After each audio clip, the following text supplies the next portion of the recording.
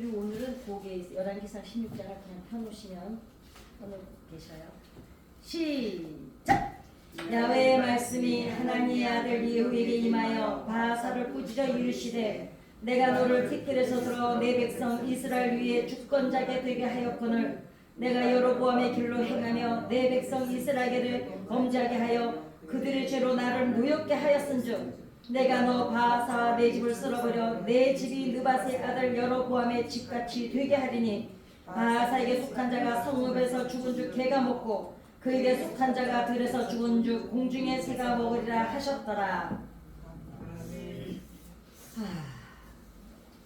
무섭죠. 얼마나 하나님이 얼마나 치가 떨리면 개가 먹고 새가 먹게 그냥 내버려 두겠다고 그 사랑의 하나님이 그 좋으신 하나님이 그냥 속이 상하셔가지고 그 독립운동가시고 민족주의 그 사학자신데 다 아실 거예요 아마. 그 독립운동가기 때문에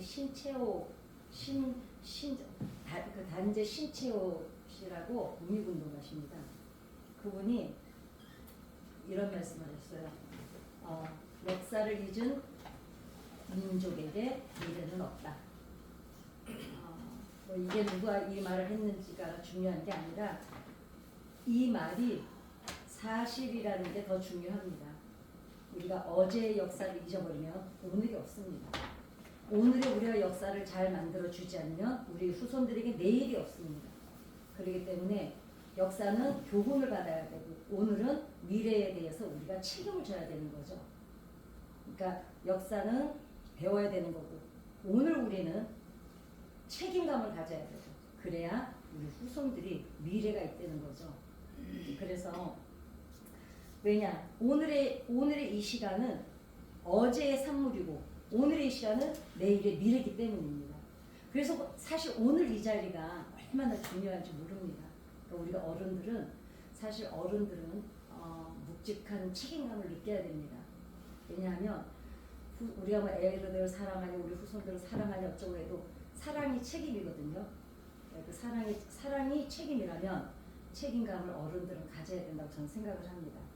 그 열왕기상 16장 이제 쭉 나오는 거 보면은 북이스라엘 왕조가 얼마나 자주 바뀌었는지를 이제 보여주는 게 16장의 기록인데 이따가 계속 읽어가겠지만 북이스라엘이 누구로부터 이제 시작이 됐죠? 여로보암. 하나님께서 10지파를 떼어서 여로보암에게 주죠. 내가 너에게 10지파를 맡겨서 한 나라를 세우겠다.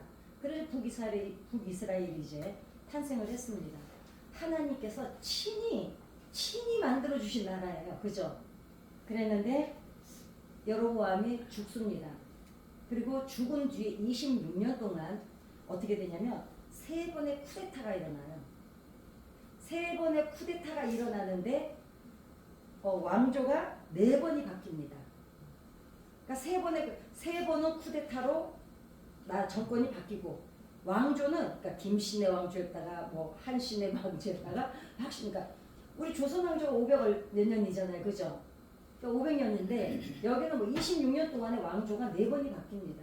그러니까 그냥 엎어졌다 뒤집어졌다 난리가 아니었던 거예요. 나라가 쑥대밭이었던 거예요. 여러분 26년 동안에 왕조가 4번 바뀌고 쿠데타가 3번 일어나려면 하루아침에 그게 오늘 쿠데타 이렇게 해서 내일 왕조가 세워지는 건 아니잖아요. 얼마나 백성들은 어땠겠습니까? 우리도 지금 이 모양 이 꼴인데 다 지금 집단 스트레스를 받고 있잖아요. 모두가. 그런데 한 가지 공통점이 있는데 3번의 쿠데타가 일어나고 왕조가 4번이 바뀌는 동안에 중요한 거는 다른 건 쿠데타를 일으키면 어떻게 해요? 먼저 왕조를 완전히 다 수청을 하죠. 씨알도 안 남기고. 왜? 그 불씨가 또 남아서 또 자기네 반역할까봐.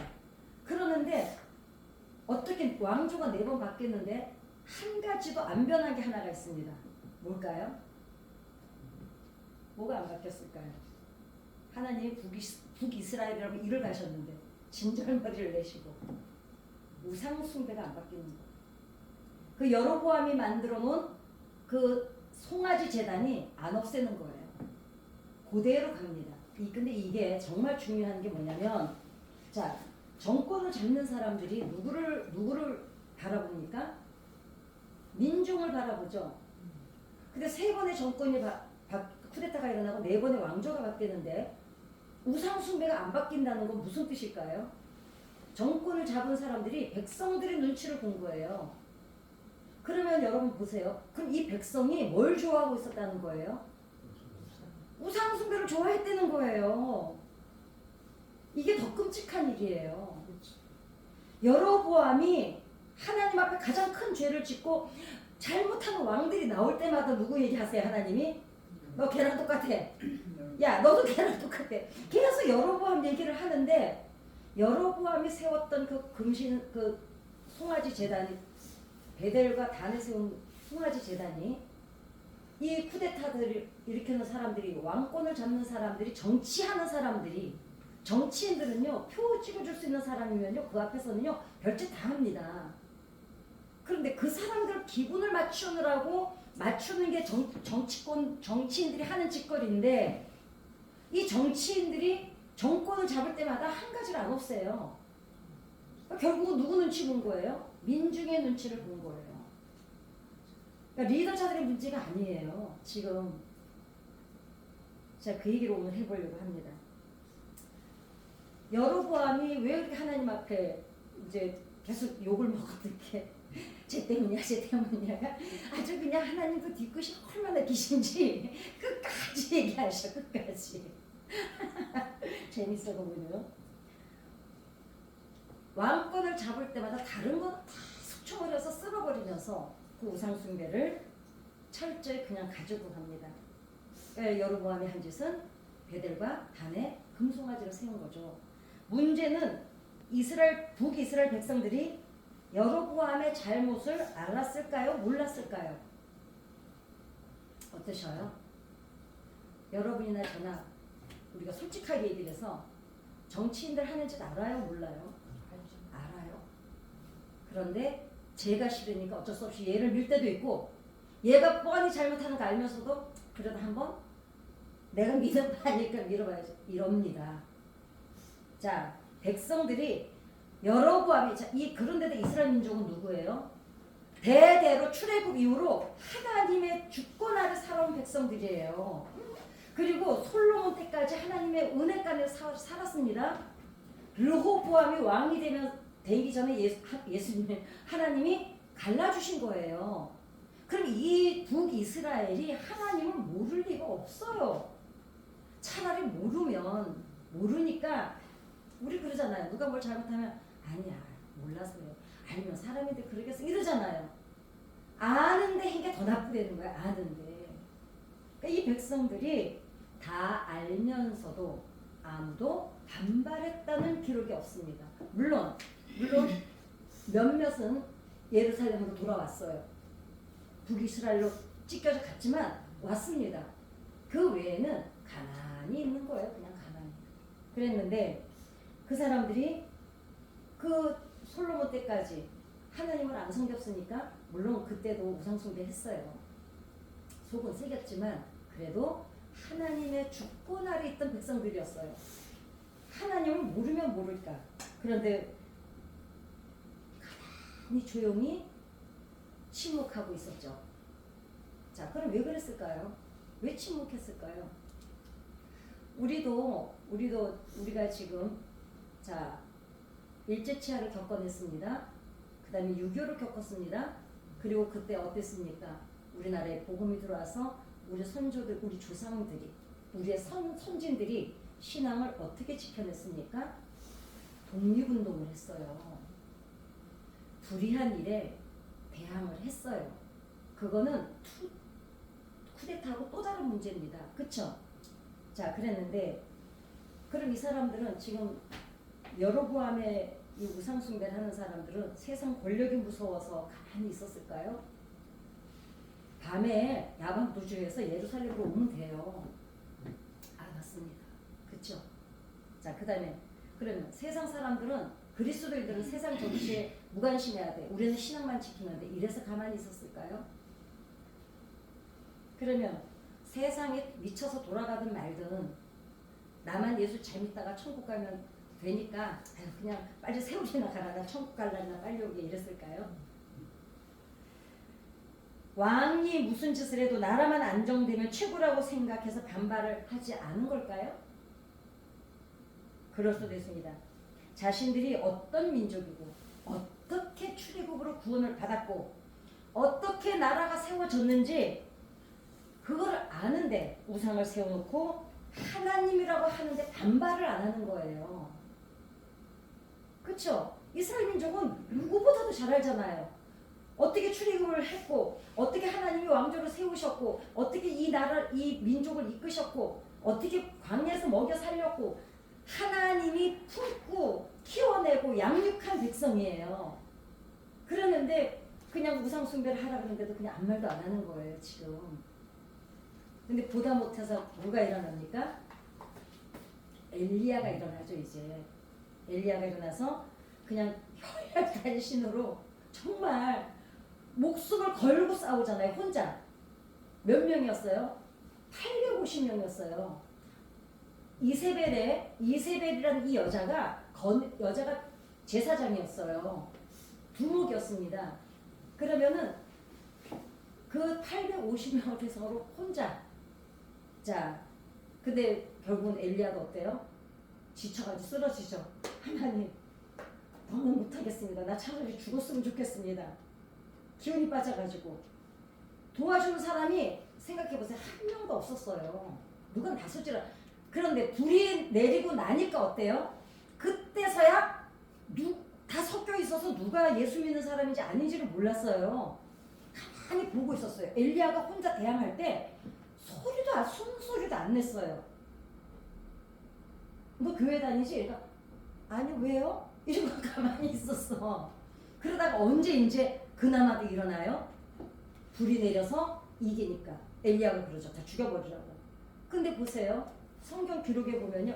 그때만 잠깐 우리도 하나님 믿는 사람들이야 이랬지. 그 뒤로 어떻게 돼요? 이세벨이 기세가 등등해가지고 엘리야 죽인다고 난리치가 싹 들어가 버려요. 또 한 명도 안 나옵니다. 그죠? 자, 그때 엘리야가 그러죠. 하나님, 나만 남았습니다. 그럴 때 하나님께서 뭐라 그러세요? 아니다. 바알에게 무릎 꿇지 아니한 7,000명을 남겨두셨다고 그러죠. 두 가지 관점입니다. 아니 어쩌다가 전체가 하나님 백성이었는데 7,000명밖에 없는 것도 기가 막힌데 그러면 도대체 그 얘기를 듣는 엘리야가 어떻겠어요? 어머, 그 7,000명 어디 있어요? 이랬겠어요? 맥이 더 풀리죠. 아니 그럼 나 혼자 싸울 때 7,000명이나 있었는데 700명도 필요 없어. 아니 70명도 필요 없어. 7명도 안 나왔어. 7명도. 그렇잖아요. 그러니까 도대체 그 7,000명은 어디에서 무엇을 하고 있었길래 엘리야가 홀로 바알의 우상들하고 싸울 때 가만히 있었냐 이거예요. 그래도 하나님은 야 괜찮아 7,000명 있어 이제 그러시는데 듣는 사람은 아니 그때 왜 아무도 안 나타났어요? 이러지 않았겠어요? 그쵸? 아니 여로보암이 금송아지를 만들어서 그래 좋아. 그리고 여로보암이 금송아지를 만들어서 백성들한테 하나님이라고 절하게 만들고 그럴 때 그럼 그때 7,000명은 또 어디 있었냐고요. 그쵸? 이거 생각해 보셨어요? 그냥 그런 갭이 다 지나오셨죠. 아니 그렇잖아요. 어디 갔었어 도대체 어디에. 봐요. 제멋대로 제사장을 여로보암이 아론의 후손이고 사독의 계열이고 아무것도 안 따졌습니다. 그냥 여로보암이 지 맘에 들면 야 네가 좋겠다 네가 이번에는 제사장 해. 막 이렇게 세웠어요. 제사장도. 제사장 제도는 하나님이 철저히 구분하셨던 문제입니다. 계보 철저히 따졌고 삶의 태도 철저히 따졌고요. 근데 그렇게 그 다음에 제사장만 만들어 세웠나요? 절기를 만들어 바꿨어요. 그러니까 완전히 하나님의 법은 어떻게 됐을까요? 북이스라엘은 하나님의 법도가 완전히 그냥 무시됐어요. 그럼 하나님이 세우신 법을 무시했다는 건 누구를 무시한 거예요? 하나님을 무시한 거예요. 그럴 때 그럼 아니 그 남겨두신 7,000명은 도대체 어디 있었냐고요? 어디에? 어디에 있었냐 이겁니다. 자, 쿠데타가 또 계속 일어났습니다. 그러면서 계속 아주 쿠데타 일어날 때마다 악행을 저지르고 그럴 때 새로운 정권이 들어설 때 그럼 그 사람들이 정치인들은 민중을 보잖아요. 아니 그럴 때 그 7천 명이 말은 해야 되잖아요. 저 이제 우상단지 버려라 이럴 수도 있었잖아요. 근데 역시 아무 기록이 없습니다. 그래서 성경 어디에도 7천 명이 무엇을 했는지 기록이 없습니다. 그런데 그나마 그 7천 명도 언제 알았어요? 엘리야가 나밖에 없다고 하니까 그때서야 하나님이 얘기해 주셔서 알았어요. 얘기해 주셔서. 옆에 있어도 하도 티를 안 내니까 예수 믿는지 안 믿는지 몰랐어요. 우리가 지금 우리가 교회에 와서는 다 아니까 좋아요. 세상 속에 우리가 삶 속에 들어가가지고 어머 그 사람이 교회 다녔어요? 지금 이렇게 되는 거예요. 어머 몰랐어요. 아니 교회 다니는데 왜 그렇게 한 번도 교회 다니는 티를 안 냈지? 지금 이게 입장 난 거야. 입장 난 거야. 참. 생각해 보십시오. 전 국민이 하나님의 백성이었잖아요. 전 국민이. 네, 그랬는데 7천 명밖에 안 남은 것도 그것도 보세요. 2지파만 이쪽에 남고요. 10지파가 이리로 간 거예요. 그 10지파에 7천 명밖에 안 남은 것도 기가 막힌데 그 7천 명이 또 어머 그 옆집에 그 집 교회 다녔어요? 지금 이렇게 될 거예요. 더 기가 막힌 일입니다. 그 사람들은 끝까지 고개를 숙이고 숨죽이고 침묵하고 있었습니다. 나라가 망하건 말건 상관이 없었습니다. 쿠데타가 3번 일어나고 왕조가 4번 바뀌고 하나님의 우상이 난무하고 제사장 마음대로 챙기고 절기를 마음대로 바꿀 때도 어느 누구도 한마디도 하지를 않았습니다. 기록이 하나도 없어요. 신앙생활도 어떻게 그럼 신앙생활을 어떻게 하고 있었을까요? 숨어서 했겠죠. 기도도 맘대로 못해. 왜냐면 내가 통성기도 괜히 집에서 크게 하다가 옆집에서 들으면 저 사람이 교회 다니나 보다 이럴까봐. 이겁니다. 이게 뭡니까? 세상에 선한 그러면 주변에 내가 그리스도의 향기를 나타내고 살았을까요? 영향력을 전혀 못 끼쳤겠죠. 왜냐 그렇게 숨죽이고 사는데 정말로 아니 사는지 모르고 안 사는지도 모르고 살았습니다. 이거를 보면은 우리는 그리스도인이잖아요. 우리는 어떻게 지금 살아가고 있는지를 다시 한번 점검을 안 해볼 수가 없습니다. 내가 도대체 주변에 어떤 영향력을 끼치고 있는가? 근데 북이스라엘은요 왕조가 4번이 생각해보세요. 26년 동안 왕조가 4번이 바뀌어요. 그러는 동안에 사회, 경제, 문화, 국방 어떻게 씁니까? 허구날 전쟁을 치르고 있고 허구날 쿠데타 일어나고 허구날 내란이 일어나고 있는데 지네끼리 계속 야당 여당이 싸우고 있고 그냥 정말 어디 큰 회사가 나가서 외국하고 계약을 맺어야 수출가 돼도 먹고 살 것 같은데 맨날 복잡하니까 야 니네 나라 괜찮아 이러고 계약을 안 해주는 거예요. 다른 나라가. 그러니 북이스라엘이 경제가 어떻게 했냐고요. 엉망이었겠죠. 그러면 자 오늘 이제 바하사를 읽었죠. 자 여로보암에서 바하사가 됐습니다. 바하사가 세운 왕조도 시므리의 반란으로 결국은 망했습니다. 그런데 시므리가 왕이 됐는데 여기에 뭐라 그러냐면 여로보암의 길을 따랐다 그래요. 그래서 계속 여로보암처럼 살은 거예요. 근데 그 다음 오므리가 반역을 해가지고 시므리 집안을 숙청을 하고 이제 부하한테 추대를 받아가지고 왕위에 오르는데 오므리는 여러분 이제 여기서부터 이제 본론입니다. 오므리는 그나마도 사람들에게 인기가 있었습니다. 오므리가 누굴까요? 아합 아버지입니다. 아합. 그 유명한 미스터 아합. 그 아버지가 오므리인데 이 사람이 왕권을 잡으면서 안정을 찾기 시작한 거예요. 안정을 찾기 시작해서 오므리는 4년 동안 아무튼 전쟁을 해가지고 자기 숙청이었던 디브니를 꺾고 이제 왕권을 잡습니다. 여로보암 이후에 26년 동안 반란과 싸움이 그치지 않으면서 국토가 황폐할 때는 황폐했겠죠. 아니 백성들이 무슨 정신이 있어서 농사를 밭을 제대로 읽어서 농사를 지었겠어요. 허건나 싸움질인데. 그리고 사회 경제는 피폐하기로 피폐해져서 북이스라엘은 사는 게 죽을 맛이었을 때입니다. 요때 오므리가 제 정권을 잡은 거예요. 그리고 근데 그러다 보니까 그러면 우리가 이렇게 막 복잡하다가 새 정권이 들어오면 어떤 마음이에요? 제발 너는 좀 잘해라. 이런 마음이겠죠. 그러면서 뭘 기대하겠어요? 자, 땅은 황폐해졌고 국방은 엉망이 돼 있고 사회 경제는 엉망이 돼 있으니 이 사람들이 바라는 건 딱 하나가 있죠. 제발 우리 좀 잘 살게 해주라. 제발 우리 좀 먹고 사는데 걱정 없게 해주라.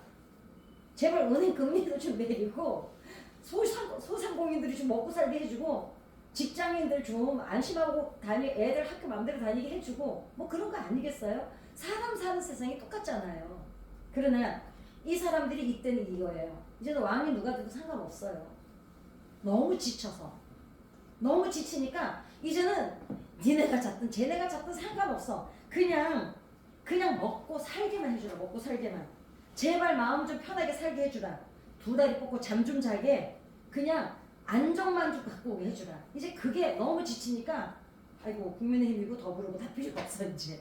그냥 누구든지 좋아. 우리 살게만 좀 해줘. 살게만. 이제 이렇게 된 거예요. 이 북이스라엘이. 자, 그랬습니다. 그런데 정말 이 백성들의 바램대로 오므리는 비교적 안정되게 나라를 이끌었습니다. 처음에 한 4년 동안은 뭐 전쟁을 자기 왕권 잔으로 싸우긴 했지만 오므리가 나라의 법을 세웁니다. 그런데 이 법이 어느 정도로 법을 잘 만들었냐면 미가 그 100년 뒤에 그 미가 선지자의 6장 16절에 보면 미가 선지자 때까지 오므리의 법을 따랐다고 나와 있습니다. 그러니까 법을 체계를 잘 잡은 거예요. 법의 체계를. 그래가지고 그 다음에 수도 그러니까 사마리아 너무 잘 알잖아요. 수도를 북이스라엘이 이때 사마리아가 수도가 됐습니다. 오므리 시대에. 그래서 그 다음에 그러다 보니까 어떻게 사마리아는 이제 북이스라엘의 상징이 됐죠. 그 다음에 모압까지 전쟁을 해가지고 이겨요. 그래서 어떻게 합니까? 경제도 안정을 시키고 국토도 넓히고 왜? 모압을 다 정복을 해버리니까. 이렇게 돼서 이제 안정을 찾고 경제적으로 안정이 되고 북이스라엘 역사상 가장 평화로운 시기가 이때였습니다. 백성 입장에선 이보다 더 좋을 수가 없었을 때고 잘 먹고 잘 살게 해주면 돼. 그냥 우리 두 다리 뻗고만 자게 해주고 소상공인들 더는 이제 비사 허덕이지 않고 살면 돼. 이렇게 됐습니다. 그러나 하나님의 입장에서는 오므리와 그의 왕조를 어떻게 보셨냐가 이제부터 중요합니다. 자, 오므리가 여호와 보시기에 악을 행하되, 자 보세요. 16장 26절 한번 보시겠습니다. 26절.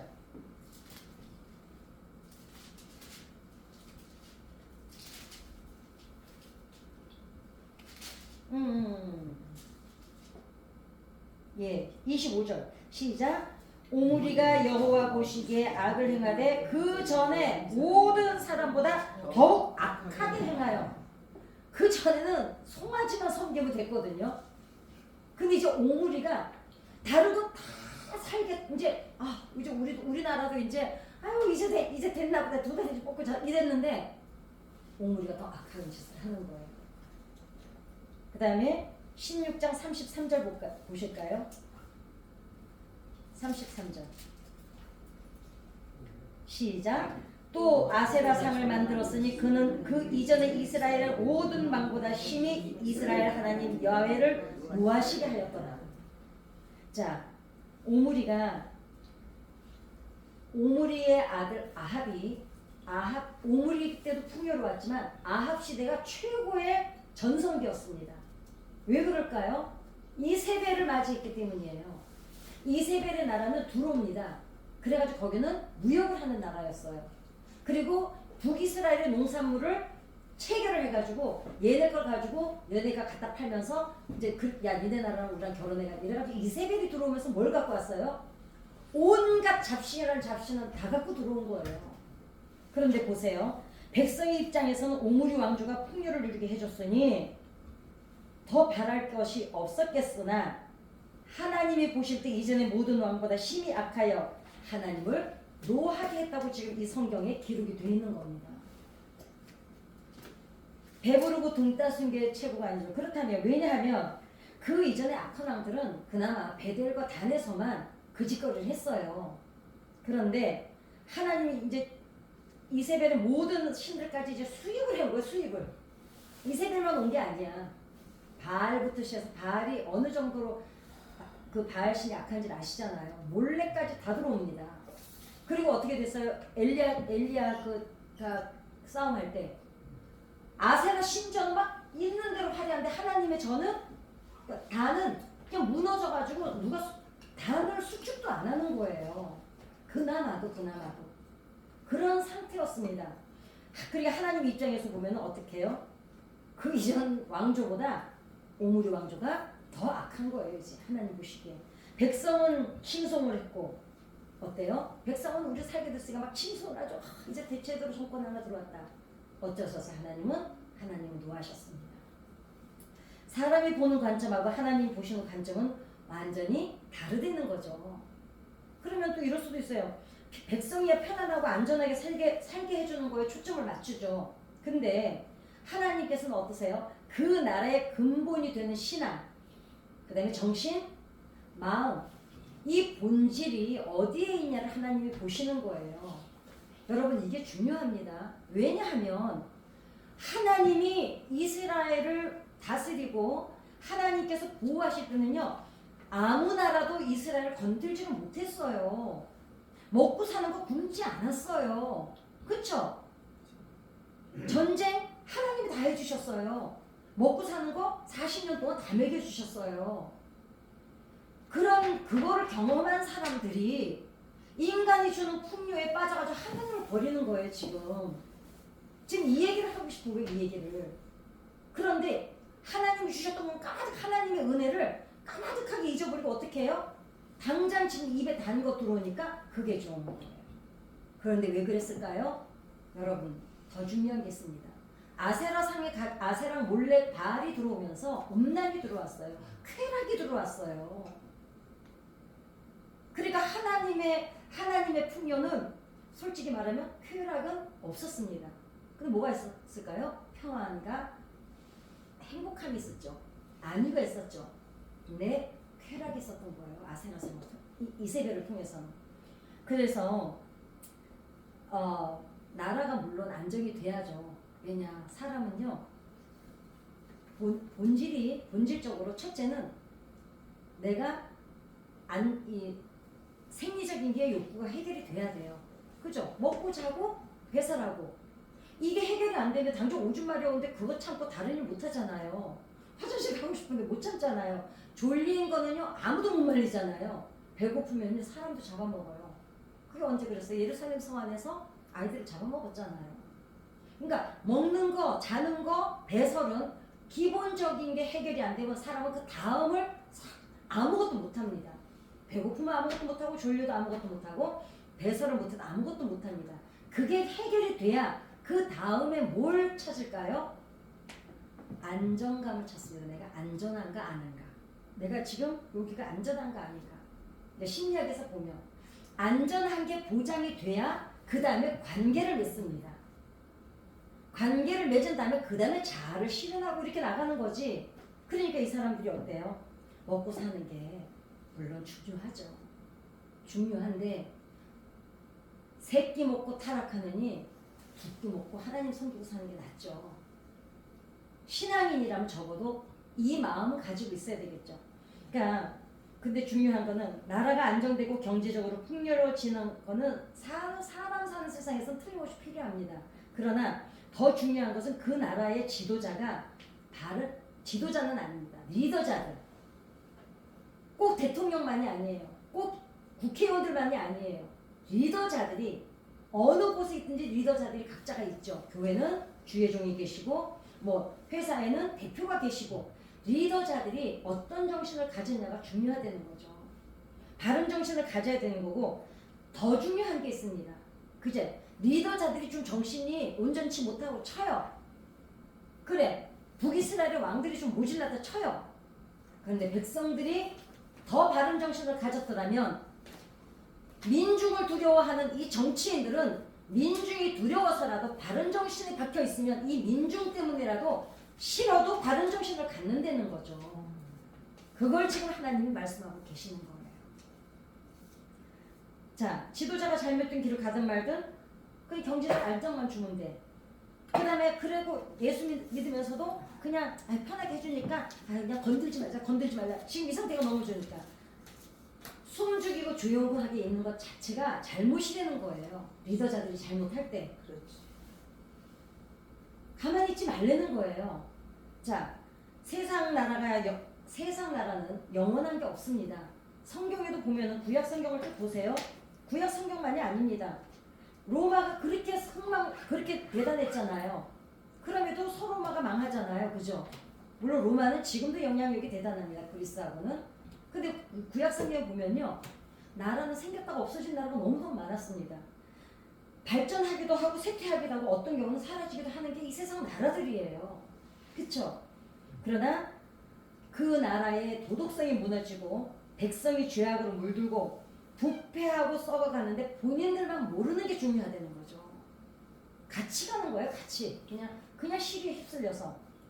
그러니까 눈앞에 이익만 보고 역사가 무엇을 말하고 있는지를 모른다면 그 나라의 운명은 반드시 무너진다는 걸 지금 하나님께서는 북이스라엘, 남유다를 통해서 말씀을 하고 계시는 겁니다.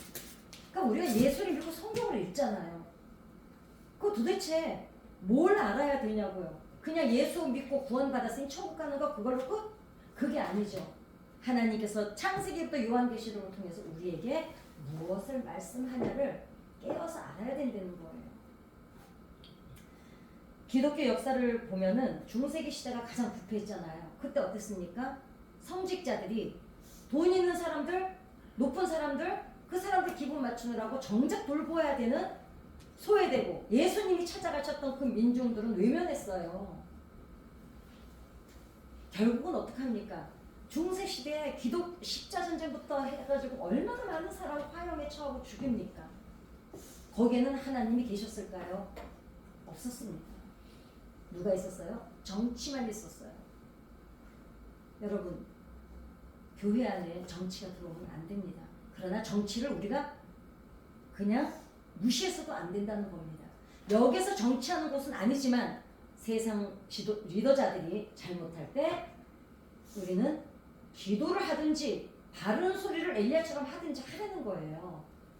자, 남유다가 망할 때, 남유다가 이제 솔로몬 성전이 망할 때 예레미야가 울면서 하나님 앞에 기도하잖아요.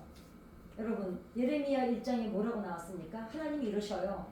얼마 답답하면 얘들아, 그래 예레미야야, 그래 좋아 울지마. 그럼 이렇게 하자. 만약에 예루살렘 성 안에 한 명만, 그래 네가 그러면 가서 10명도 아니야. 너 말고 한 명만 의인 찾아오면 나를 향해서 그 진실한 마음을 가지고 있는 한 명만 찾아오면 내가 이 예루살렘 성 솔로몬 성전 다 부어하고 안 버릴게. 여기 남유다를. 근데 여러분 있었습니까? 없었잖아요. 못 찾았잖아요. 한 명이 없었잖아요. 어떻게 돼요? 그 영광이고 자랑이던 솔로몬 성전 하나님이 깡그리 그냥 돌 하나 위에 돌도 하나 남기고 다 파괴시켜 버리시잖아요. 그리고 어떻게 해요? 바벨론으로 다 끌려가서 70년은 노예 생활을 하잖아요. 자, 그러면 이 시대에 우리나라에 만약에 하나님이 예루살렘 성 안에 한 명을 찾으신다면 나는 어디에 있을까? 그걸 오늘 정말 묵직하게 다시 한번 돌아가야 될 줄 믿습니다. 나 이 정도면 나 신앙생활 잘하고 있지. 그래도 뭐 나만큼만 하면 되지 뭐. 혹시 이 생각으로 내가 안일함에 앉아있는 건 아닌지. 자, 북이스라엘이 가장 부패할 때 엘리야 선지자는 목숨을 걸고 바른 소리를 했습니다. 그러나 숨죽이고 침묵했던 7,000명 있었다는 사실은 여전히 아무 소리도 내지 않았습니다. 수천 년 전이죠. 북이스라엘 남유다가 멸망할 때 그 상황을 지금 다시 한번 오늘 우리가 돌아봤습니다. 제가 여러분들한테 나가서 저 촛불 두고 데모하세요 아니면 뭐 어디 가서 이 얘기를 지금 하려는 게 아닙니다. 역사를 잊은 민족에게는 미래가 없다는 거. 그러면 7천 명이 침묵하고 있었을 때 엘리야 혼자 그렇게 나와 있을 때 7천 명이 도대체 어디에 있었는지, 그 7천 명 중에 우리들이라면 우리는 지금 무엇을 해야 될지 이것을 우리가 고민해 봐야 될 때라고 저는 생각을 합니다. 자, 개혁은 한 사람 힘으로는 할 수 없습니다. 목표와 목적이 같은 사람들이 함께 기도해야 됩니다. 마음이, 즉 무슨 말일까요? 마음이 하나가 돼야 된다는 거죠. 제가 뭐라 그랬습니까? 국민당도 없고 더불어민주당도 없다. 우리에게는 무슨 당이 있다? 예수당이 있다. 맞습니다. 지금은 그래도 다행인 거는 우리 서본사님은 주일날 원래 좀 쉬신 날이거든요. 근데 주일날 오셨길래 왜 오시나 했더니 자다가도 벌떡 일어난다는 거야. 나라가 풍전등화인데 내가 어떻게 집에 누워있냐. 그래서 제가 그랬어요. 한 명은 계시는 거 다행이다. 그래도 나라 때문에 나라도 일어나서 기도해야 되겠다는 한 명이라도 있으니 그래도 하나님이 이 나라를 지켜주시겠구나. 지금은 네가 잘했어 내가 잘했어가 아니라 그랬잖아요. 이 추운 날 형제 간에 친척 간에 이웃 간에 뭡니까 이게 너무 아픈 현실이잖아요. 어떻게 해요? 예수님은 어떻게 오셨습니까? 민중 안에 소외되고 버림받고 그 외면당하는 사람들 속에 예수님이 친히 들어가신 것처럼 이제는 저와 여러분이 이제는 기도로라도 도와주십시다.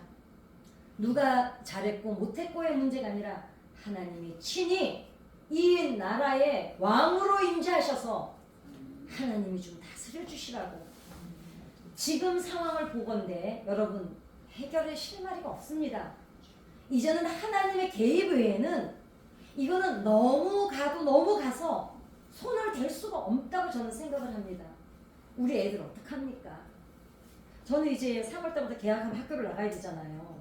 이제 나가면 애들을 볼 때마다 애들이 짠해요. 저는 어른들이 이렇게 망가뜨려 놓은 나라를 이 애들이 다음 세대가 짊어지고 가야 되는데, 고등학교 나가서 애들 진로 상담할 때는요 가슴이 저려요. 애들이 뭐 고3인데 애들이 너무 지쳐가지고 애늙은이 같아요. 고3 아이들이 애늙은이 같아요. 왜? 너무 암울한 거야. 공부를 아무리 잘해서 서울대를 나와도 취직할 데가 없어서 갈 데가 없고, 물론 너무 이제 기준을 높이 잡은 아이들도 있지만 국제적인 너무. 자, 우리나라는 그리스도인이 1000만 명이라고 할 때가 있어도 지금은 안 된다면서요. 그것도 뭐 천주교까지 다 해도 1000만 명이 안 된대요. 좋아요. 1000만이면 어떻고 1000명이면 어떻고 어떻습니까? 100명이면 어떻습니까? 한 명이라도 하나님 이 나라의 주인은 하나님 되어 주십시오. 우리만이라도 여러분 제발 당 가지고 싸우지 마십시다. 우리는 그냥 하나님 바라보고 그분 앞에 이 나라를 좀 구해주시라고 기도하십시다. 그래서 우리 아이들이 이제 개학하잖아요. 어떡합니다. 그러니까 오늘날 회개해야 될 대상은 니네들이 잘못한 거야. 그 리더자들이 대상이 아니라는 거예요. 그동안 우리가 혹시 7,000명은 아니었는지 이제는 우리가 마음을 찢고 기도해야 될 때인 줄 믿습니다. 그래서 성경은 역사책입니다. 그렇잖아요. 역사책이잖아요. 그러나 단순한 역사책이 아니죠. 뭡니까? 하나님께서 하나님의 백성을 향해서 비명을 지르시는 책이에요. 얘들아 제발 구약성경 읽어보시면 그러잖아요. 하나님이 막 제발 막 이게 들리잖아요. 하나님이 생명을 내어놓으면서까지 책임진 하나님의 백성들이 우리들입니다. 이 세상에 어떤 종교도 신이 자기 목숨 내놓고 백성 구하는 신은 이 세상에 아무도 없습니다. 하나님 외에는 한 분 외에는 없습니다. 자기가 만든 새끼들을 위해서 목숨을 내어주신 그 하나님의 은혜 안에 있는 우리가 이제는 영적인 우리 문제는 이제는 우리가 책임져야 될 거라고 저는 생각을 합니다. 오늘은 나라와 민족을 위해서 우리 가슴을 주님 앞에